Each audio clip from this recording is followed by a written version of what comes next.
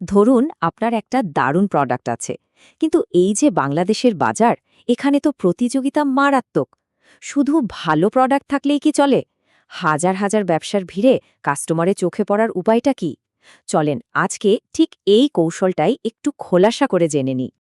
একবার ভেবে দেখুন তো, আজকের দিনে একজন কাস্টমারের সামনে কত অপশন। অনলাইনে বিজ্ঞাপন, দোকানে হাজারটা প্রোডাক্ট, আবার বন্ধুরা এটা ওটা কিনতে বলছে। মানে চারদিকে একটা প্রচণ্ড শোরগোল।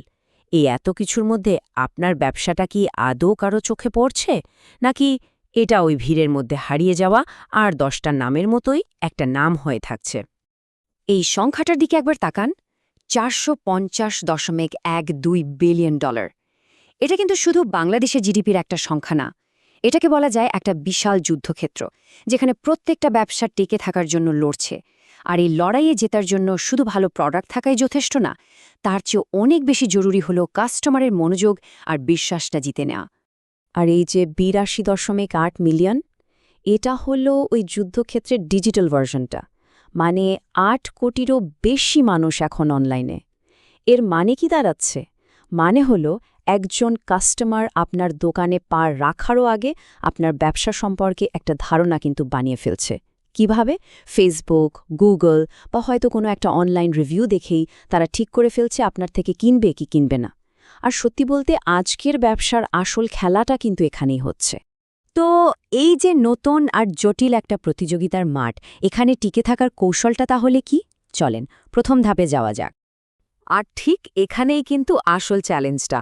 হতে পারে আপনার প্রোডাক্টটা টেকনিক্যালি বাজারের সেরা, কিন্তু যদি সঠিক কাস্টমার সেটা খুঁজেই না পায়, কিংবা ধরুন এর আসল বিশেষত্বটাই বুঝতেই না পারে, তাহলে কি হবে? তাহলে তো এটা গুদামে পড়ে থাকা একটা অসাধারণ জিনিস ছাড়া আর কিছুই না, তাই না? সোজা কথা, শুধু কোয়ালিটি থাকলেই যে সাফল্য আসবে তার কোনো গ্যারান্টি নেই। এই সংখ্যাটা দেখুন, 8,179। মাত্র 1 বছরে 8,000-এর বেশি ট্রেডমার্ক ফাইল করা হয়েছে। এর মানেটা কি? এর মানে খুব পরিষ্কার। বাংলাদেশের ব্যবসাগুলো এখন বুঝতে পারছে যে তাদের আসল অ্যাসেট বা সম্পদ শুধু প্রোডাক্টটা না, তাদের ব্র্যান্ড। তারা এই ব্র্যান্ড আইডেন্টিটিটাকে বাঁচানোর জন্য ইনভেস্ট করছে, কারণ দিন শেষে এটাই তো তাদেরকে অন্যদের থেকে আলাদা করে তোলে। তাহলে এর সমাধানটা কি? আচ্ছা, উত্তরটা শুরু হচ্ছে একটা খুব শক্তিশালী স্ট্র্যাটেজি দিয়ে। আর সেটা হলো আপনার প্রোডাক্টের পজিশনিং ঠিক করা। আচ্ছা, এই যে পজিশনিং শব্দটা বলছি, এটা আসলে কি? খুব সহজ করে বললে, আপনি কি চান একজন কাস্টমার আপনার প্রোডাক্টকে ঠিক কী হিসেবে মনে রাখুক? মার্কেটের সবচেয়ে সস্তা জিনিস হিসেবে, নাকি সবচেয়ে ভরসামন্দ জিনিস হিসেবে, অথবা সবচেয়ে মডার্ন? এই যে স্ক্রিনের ডেফিনেশনটা, এটাও কিন্তু ঠিক এই কথাই বলছে। মানে হাজারটা প্রতিযোগীর ভিড়ে কাস্টমারের মনে আপনার প্রোডাক্টের জন্য একটা পরিষ্কার আর আলাদা জায়গা তৈরি করে নেওয়া। এই উদাহরণটা দেখলে ব্যাপারটা একদম পানির মতো পরিষ্কার হয়ে যাবে। ভাবুন, দুটো কোম্পানি চা বিক্রি করে, কিন্তু কোম্পানি এ তাদের চাকে পজিশন করছে কিভাবে? একটা সাশ্রয়ী রেগুলার ফ্যামিলি প্রোডাক্ট হিসেবে। অন্যদিকে কোম্পানি বি ঠিক একই জিনিসকে পজিশন করছে একটা প্রিমিয়াম গিফট করার মতো আইটেম হিসেবে। খেয়াল করে দেখুন, প্রোডাক্ট কিন্তু একটাই, চা, কিন্তু দুটোর কমার্শিয়াল মিনিং বা বাণিজ্যিক অর্থ কিন্তু একদম আলাদা। বেশ, তাহলে পজিশনিং বা অবস্থান তো ঠিক করে ফেললেন। এখন প্রশ্ন হলো, এই আইডিয়াটা কাস্টমারের কাছে পৌঁছে দেবেন কিভাবে? আর ঠিক এখানেই চলে আসে আপনার ব্র্যান্ডের পরিচয়ের ব্যাপারটা। অনেকেই ভাবেন ব্র্যান্ড মানে শুধু একটা লোগো, কিন্তু না, ব্যাপারটা মোটেও তা নয়। ভাবুন তো, ব্র্যান্ড হলো একটা কোম্পানির পার্সোনালিটি বা ব্যক্তিত্ব। তার নাম কি, সে কিভাবে কথা বলে, কাস্টমারের সাথে তার ব্যবহার কেমন, এই সব কিছু মিলেই কিন্তু একজন কাস্টমারের মনে একটা ধারণা বা একটা ফিলিংস তৈরি হয়। আর এই পুরো প্রসেসটাকেই বলা হয় ব্র্যান্ডিং। কিন্তু এই পার্সোনালিটিটা এত জরুরি কেন?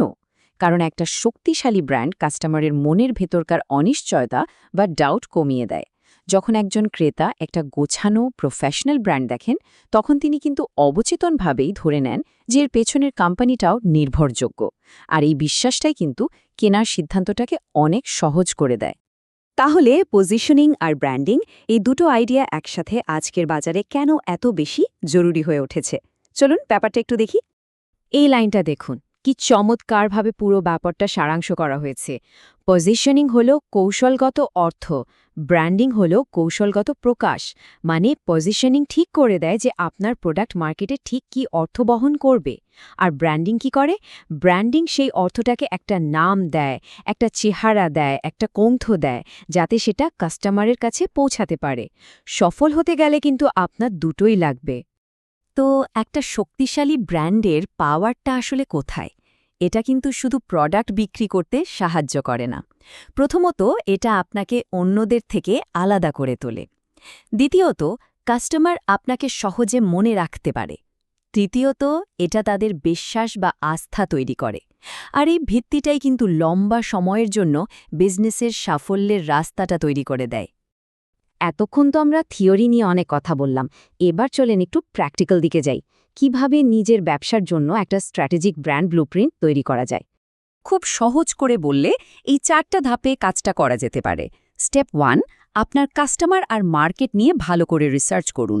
স্টেপ 2, আপনার প্রোডাক্টের আসল ভ্যালুটা কি সেটা ঠিক করুন, মানে আপনি অন্যদের থেকে আলাদা কেন।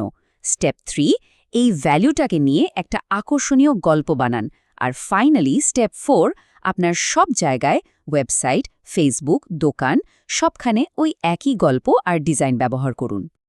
আজকের পুরো আলোচনার সবচেয়ে গুরুত্বপূর্ণ কথাটা হলো এটাই, ব্র্যান্ডিং এখন আর কোনো শৌখিন বা কসমেটিক জিনিস না, এটা একটা মূল বাণিজ্যিক সম্পদ। আপনি এসএমই হন, বড় এক্সপোর্টার হন বা একটা নতুন স্টার্টআপ, আপনার ব্যবসার উন্নতির জন্য ব্র্যান্ডিং এখন আর কোনো অপশন না, এটা একটা অপরিহার্য কৌশলগত অ্যাসেট। যাবার আগে শুধু এই প্রশ্নটাই রেখে যেতে চাই, আপনার প্রোডাক্টের কোয়ালিটি একটা ফ্যাক্ট, একটা বাস্তবতা, কিন্তু আপনার ব্র্যান্ড কি একটা ফিলিংস, মানে এটা কি কাস্টমারের মনে কোনো বিশেষ অনুভূতি বা আস্থা তৈরি করতে পারছে? এই প্রশ্নের উত্তরের মধ্যেই হয়তো আপনার ব্যবসার ভবিষ্যৎটা লুকিয়ে আছে। আমাদের সাথে থাকার জন্য অনেক ধন্যবাদ।